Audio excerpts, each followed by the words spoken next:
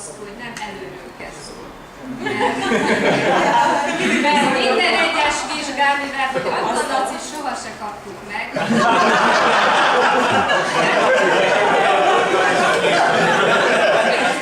Most megkapjuk. Tiszteletbeli első lettünk. Akkor nekem kellett bennem először vizsgálni, úgyhogy most ezt mentem mindig veled. Mindig tűzbe vízbe esett. Én is nagyon örülök, hogy itt lehetek. Én a segédelkészi éveimet a szülőfalunkban Magyar Itabén szolgáltam le. Utána jöttem át vissza Erdélybe, magyar vételakán voltam néhány hónapot, majd házasságot kötöttem, és akkor született meg 7 éves Ábelünk. Egy jó idő eltelt, miután lejárt ugye a 2 év a gyermek után, és 2009-ben akkor a Kántor Képző Főiskola iskolába visszalehettem.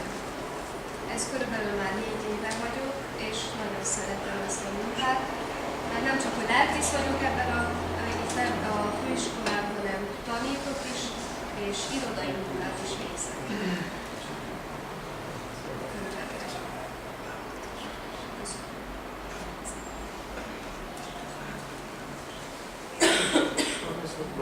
Én is kell mondjak valamit. De csak az elmúlt 10 évből.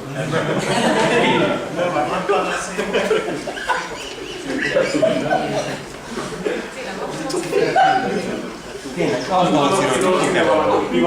Antal az utolsó lett, hogy szerettem. Ezt tudtok róla, nem hiszem, hogy